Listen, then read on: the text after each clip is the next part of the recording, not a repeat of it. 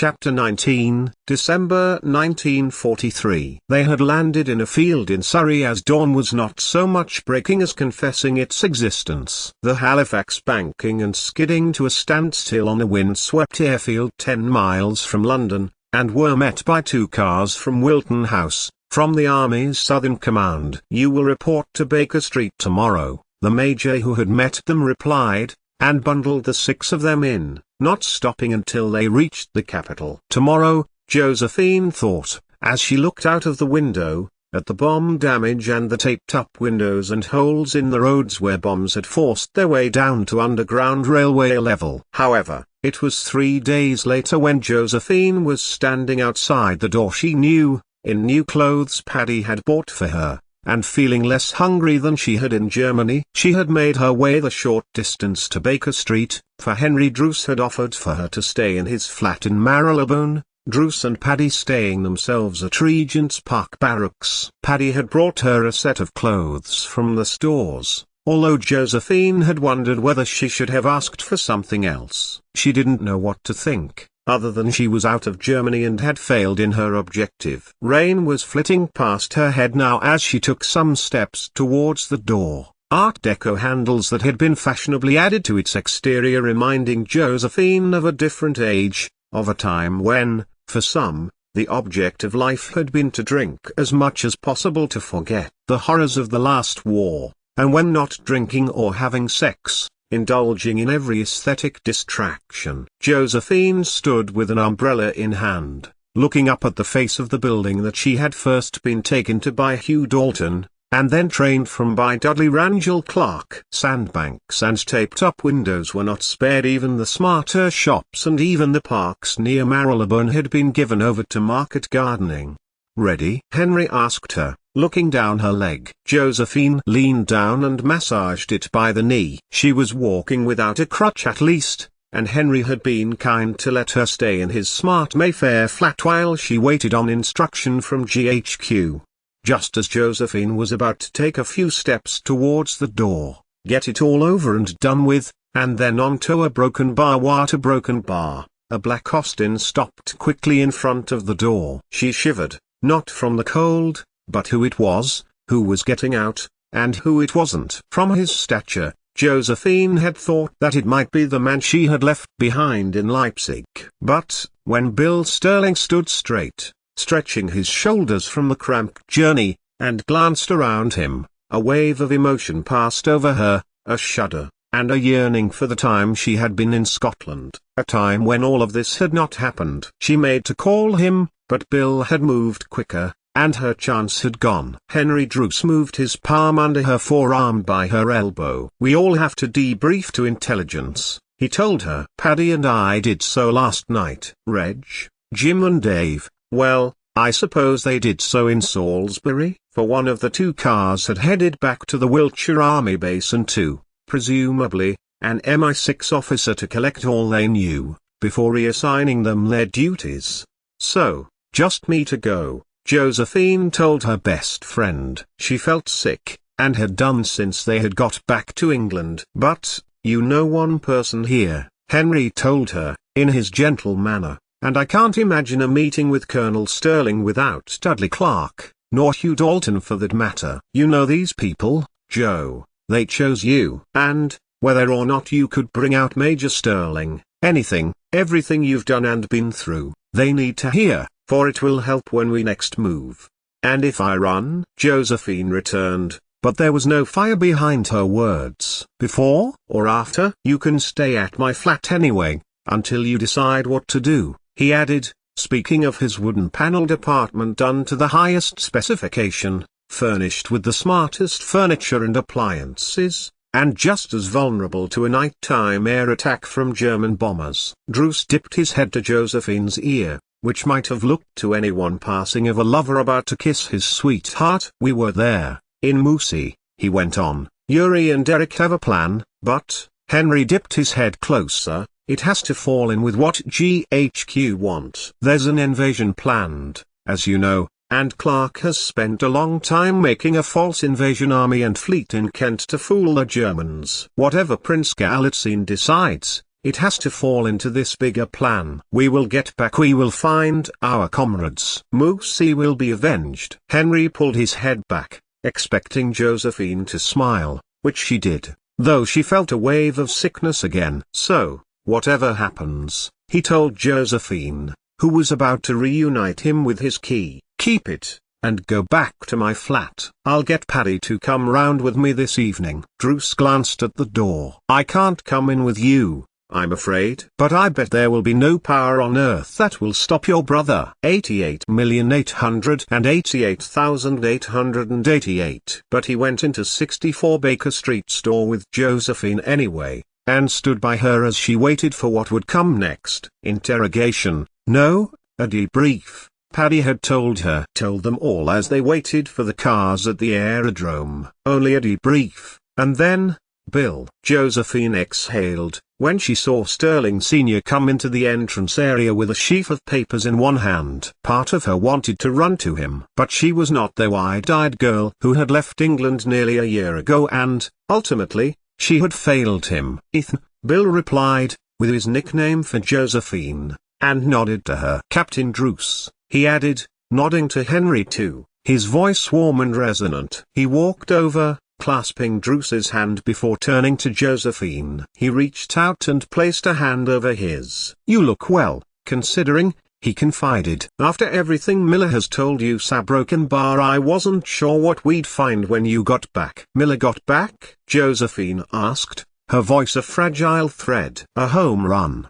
Bill nodded. He vouched for everything. Your conduct, your bravery. The Milo line owes you a great debt. You're a hero, Ethan. Bill's gaze flickered between her and Druce, a silent question in his eyes about the two of them. Josephine felt sick again, and this time, it was over the answer he sought. Josephine's mind settled for a moment on David Sterling. Had it been only a week before that they were on their way to their doom, had given herself to him? There had been bruise still on her thighs from their intensity. Henry, as you know, was my opposite in the so, Josephine told Bill Sterling, needlessly. I would very much like him to remain with me in the Broken Bar interview. Bill took a slight step back.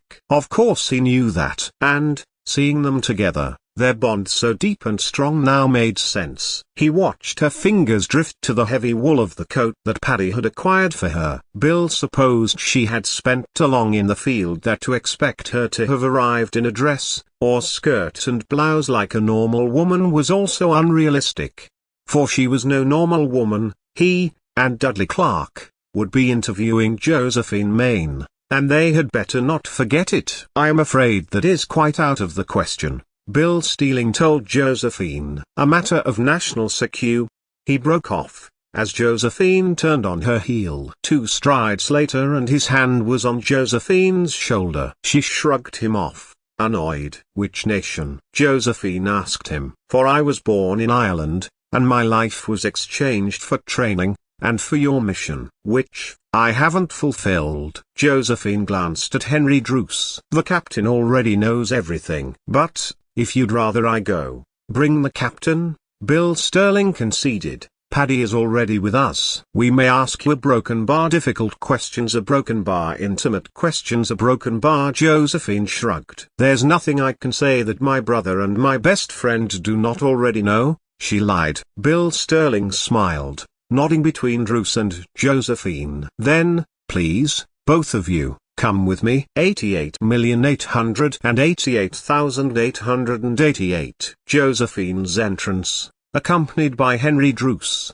caused a momentary fracture in the room's professional veneer. 3 men sat at a table at one side of the room. Opposite them, a chair, meant, clearly, for Josephine. To the right, Paddy Main sat on another chair, this one wooden and more utilitarian. Beside him, a similar chair. Clearly Josephine's brother knew that his sister was coming in with Druce, or she wasn't coming at all.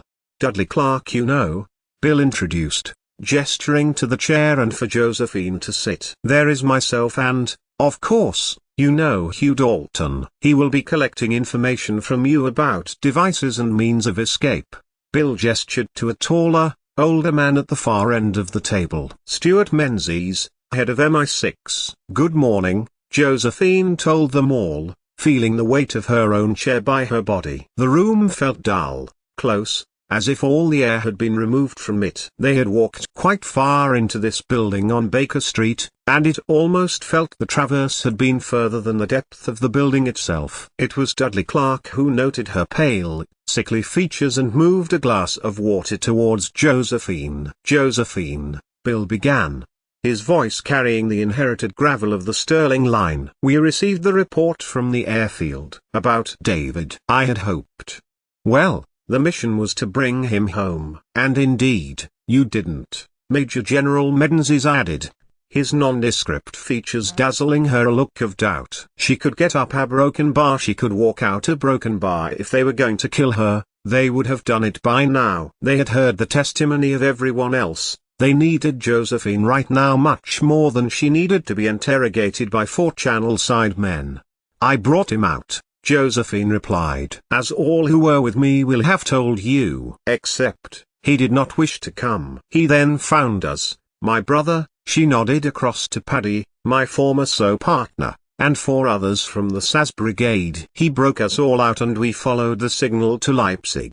She looked across to Bill Sterling. "Had it not been for my brother working with the German resistance, we would not have escaped that day." "No indeed," Menzies replied, shifting in his chair. It was clear he was doubtful of her reticence for the role. Indeed, Josephine could imagine when he had heard of her past the Major General objecting to her being put into a role in the security of Britain at all. "No, indeed," he repeated. "You were both sentenced to death, I understand, and I am certain Miss Mayne would have come up with an answer. It was myself and Major Sterling who trained her, after all," Dudley Clark interjected. He looked across to Hugh Dalton, who continued with the narrative. "And I who chose her," Dalton confirmed. "We would not have risked the safety of our nation had we any doubts. This brother, Miss Mayne," Menzies continued, narrowing his eyes yet further to Josephine. "Do you mean your brother here?" He gestured towards Paddy,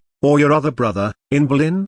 A second. Just 1 second. Josephine waited, and the room became hers, and so, she began to speak. "My name is Josephine O'Neill," Josephine told the men. "Widow to Michael O'Neill. I was, as you point out, Mr. Dalton, given a choice by you, to use my skills I learned in Irish resistance in exchange for being hanged. So I agreed, and you," she nodded to Clark, "and you," she nodded to Bill Sterling, "trained me to work in the SO." Josephine glanced a look to her right and saw Henry Druce smiling encouragingly towards her. Paddy, on the other hand, was sitting, arms folding, staring at the whole scene. "There is a lot, that I need to tell you since I arrived in Germany, and bargained my way across that country." And so she told them of her flight, and her bargain with Reinhard Heydrich's second-in-command, Walter Sellenberg, revealing her other brother in Berlin. Josephine told them that,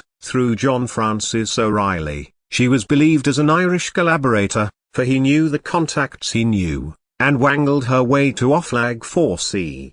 At each juncture, with absolute doubt in the man's eyes, Josephine met Menzies' gaze with a terrifying, crystal clarity. "I brought him out of Colditz, with the SAS party you sent to aid the German resistance's attack." However, the Leipzig bombing, Josephine broke off, feeling nausea in her throat. "I deferred to my brother, Robbie, my brother." Major Sterling, Major Mayne, Captains Armands and Kershaw had gone to find the identity of Milo, and I was positioned in the cathedral. Unfortunately it began raining 250 kilograms. So yes, Major General, we didn't know where he was in Leipzig.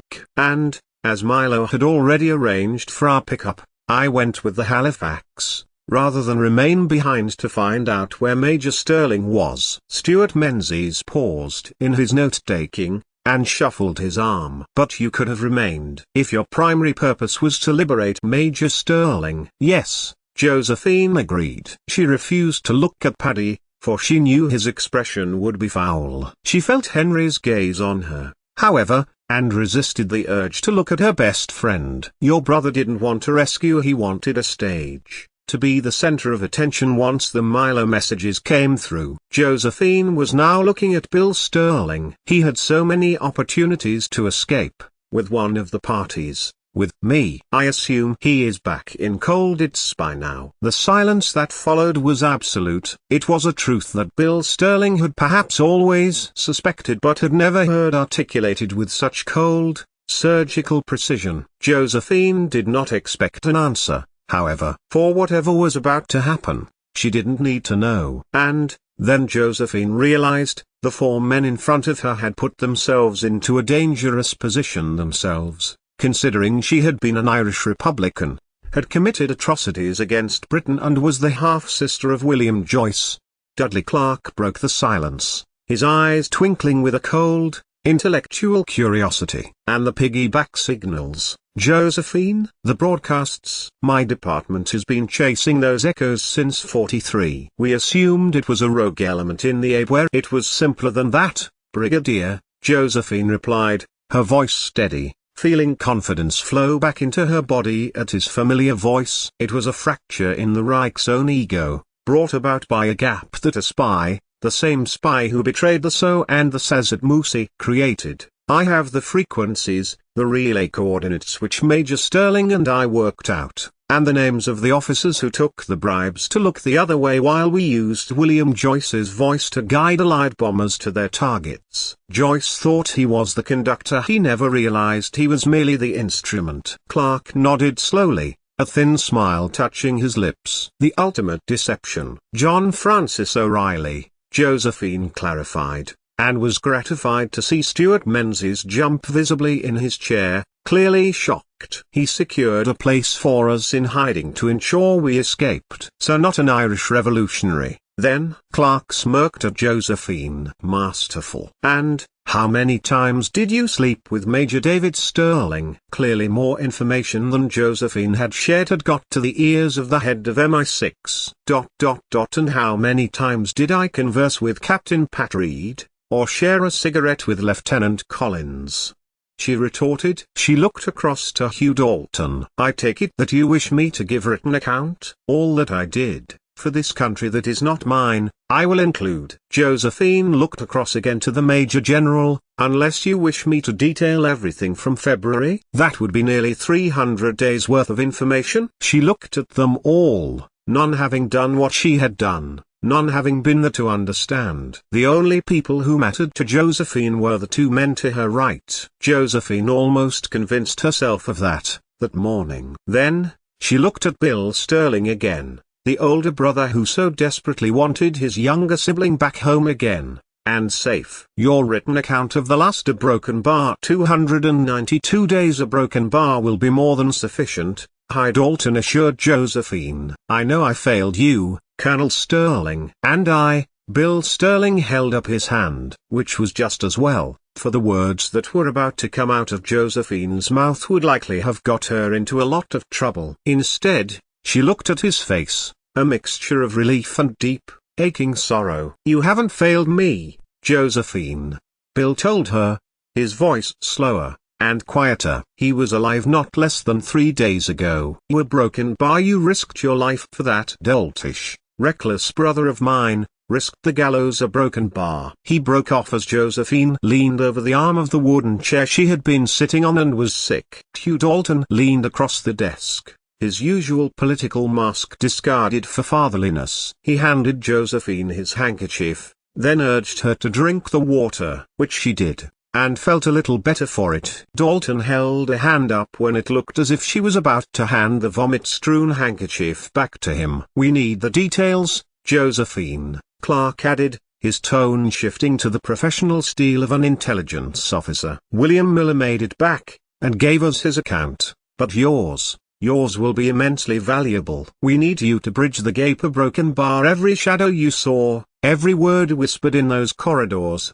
It's the fuel for the intelligence effort. We cannot let your experience evaporate. He leaned closer to her. Musi will be avenged, and anything you give us of your days as a double agent will be used to help ensure no other SAS or SO operatives die in the way you know about. At Natsweiler, every detail is important, he stressed. A broken bar Moosey will be avenged. A broken bar. Josephine's mind heard Henry Druce's words. You have somewhere to stay? Clark sought to confirm when Josephine had accepted a ledger not unlike the one she had had to use to detail the men's confessions at Colditz Freggers. Josephine turned when she saw Dudley Clark's eye drawn to her right. Captain Druce, with your permission, I have offered a broken bar Mrs. O'Neill my flat in Marylebone. It is secure, and has a bell service. I can assure you of its safety. But Menzies was shaking his head. Nowhere near secure enough, I suggest. The confines of a room,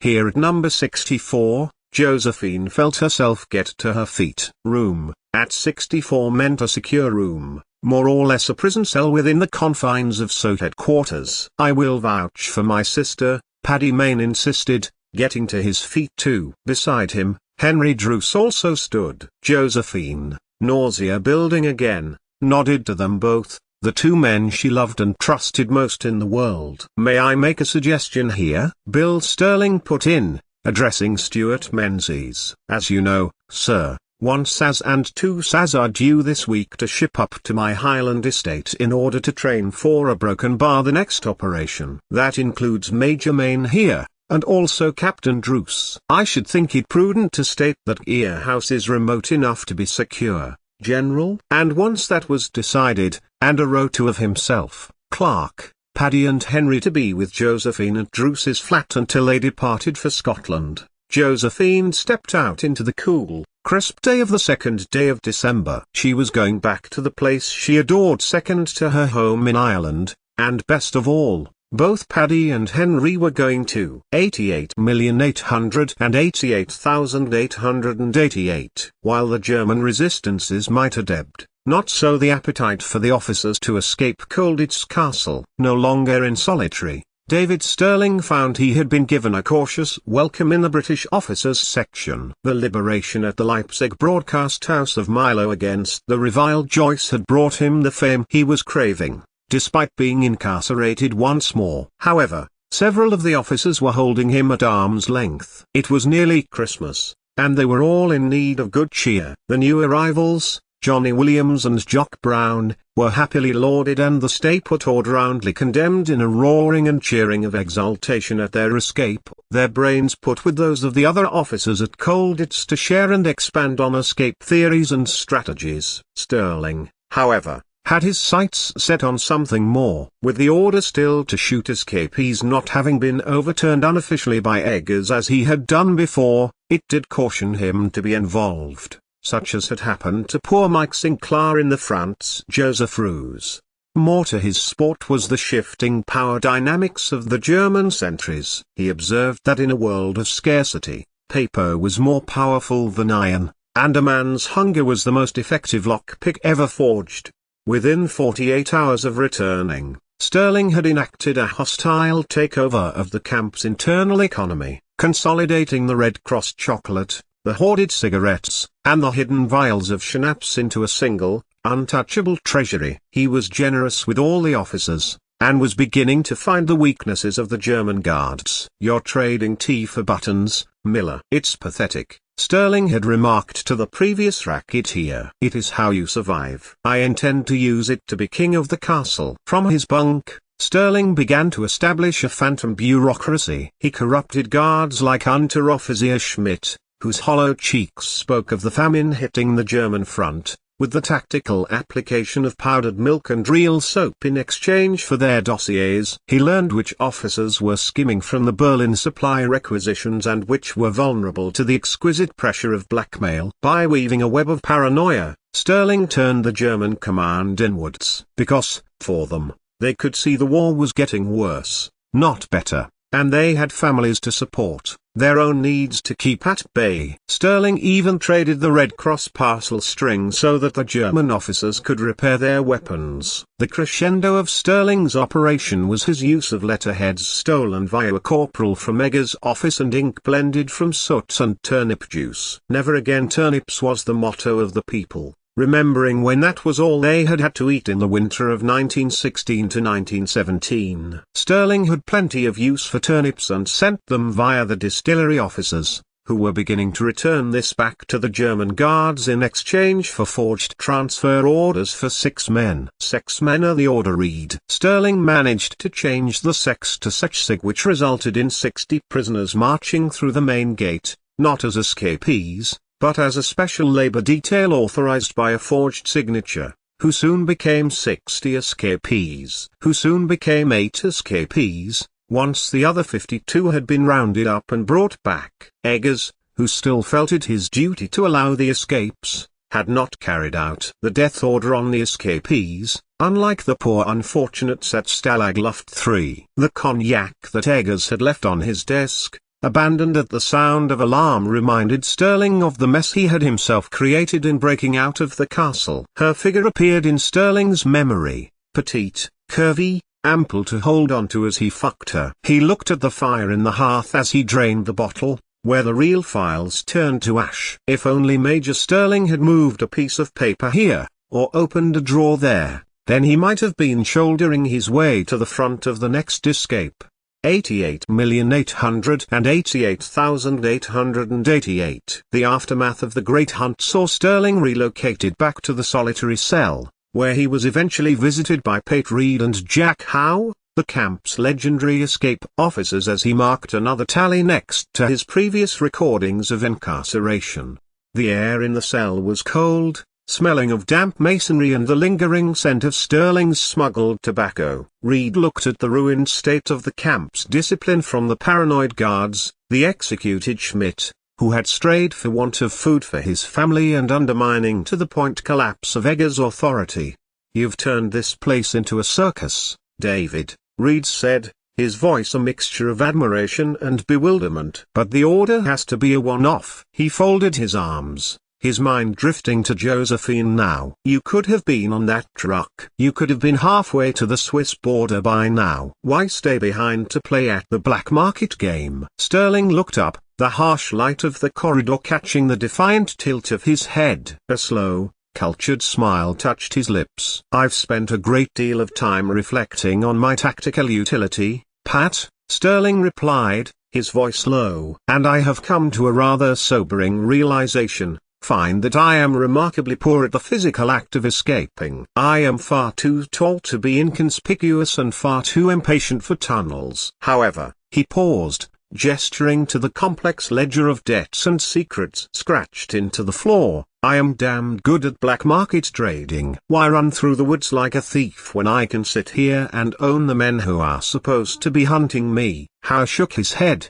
leaning against the bars. "You're not a prisoner, David. You're a spiv." "I am a recruiter, Jack," Sterling countered, returning his attention to the stone as he leaned back on the camp bed and folded one ankle on top of the other. "The Rye is a machine that has forgotten how to oil its gears. I am merely providing the lubricant, a broken bar at a very high premium." 88,888,888. Before she could leave 64 Baker Street, however, Josephine was to undergo a fitness exam. Of what that consisted, she did not know, but she was led down a long corridor to a set of rooms which were illuminated with intense light. The ward was a sanctuary of white-painted iron and the clinical, suffocating scent of carbolic soap. Neither Druce nor Paddy had insisted going with her there, and Josephine felt as if she would have been better off leaving too. But the lure of Ear House in the winter-time, and to be with her brother and her best friend, was too good an opportunity to miss for the sake of medical examination. As she stepped through, a doctor stepped from inside the small, screened-off bay. He nodded to Josephine and gestured for her to close the door. Right, a broken bar." The doctor nodded through some notes and then looked up at her. "I am Major Arnold Phillips, and you are Josephine, a broken bar." O'Neill, she told him. The carbolic soap was making her feel sick, and she drew Hugh Dalton's ruined handkerchief out of her pocket and put it to her nose. The smell of starch, at least, was less nausea-inducing than the smell of disinfectant. Right, Phillips nodded, and pointed to a thin hospital gown placed over a chair to her right. "Take off your clothes, then, so I can take a look at you." Reluctantly, and with the urge to flee, Josephine pulled the curtains around her, and took off her army clothing from Paddy. Once the gown was on her body, she sat on edge of the examination table. Then she looked at him, her knee twinging, treacherously. "I don't need this, Major," she said, her voice a flat tone. "Captain Druce patched me in the field." "Captain Druce is a fine officer, but he is not a surgeon," Major Phillips said, his voice quiet but immovable. He stood by a tray of stainless steel instruments. "You've spent 10 months on the continent, Miss O'Neill. If I don't chart the damage now, it will fester. I need the full account." She stuck out her leg. There was not a chance he was going any further than her knee. "May a broken bar feel your ribs? I understand that you were hit by falling masonry." Gently, she lay down and pulled up the gown. She whimpered under his hand as he touched her torso. "Easy," Phillips murmured, his brow furrowing as his fingers traced the jagged ridges along her left side. "These ribs. 4th, 5th, and 6th. Clean snaps." "This wasn't a fall, Josephine. This was a deliberate application of force." "He had to," she whispered. "The guards were watching through the grate. If he didn't, we both would have hanged." "Prom made him do it." Phillips moved his hands lower, and she let out a sharp gasp, then sat up. "That will be all, Major," she told him. "Put that in your report to Dalton and Menzies." She snapped. Then, she got to her feet, pulled the curtains around her, and within 5 minutes was dressed and out of the door. A report to write, and a journey to make. 88,888,888. But, Major Phillips had seen enough. It depended, however, on what he could get away with putting in the report. Josephine O'Neill had admitted David Sterling had beaten her. "Bed rest," was his medical advice. Sterling Sr. was spiriting her away to the Highlands with the rest of the trainees anyway, so that she'd do it. They would find out soon enough. 88,888,888. Paddy was a monument of coiled energy in the room where Josephine's interview had been. Once Dalton, Menzies and Clark had left, Druce following them, Paddy had blocked Bill's passage. "No, she is not going to your home, Sterling. I'm making arrangements to go back to my home." He stood with his hands balled up on his hips. "She's back now, and I want her as far away from Thesa Broken Bar from your brother, than I can possibly have her." "She has a report to write," Bill Sterling replied. "And you heard Menzies,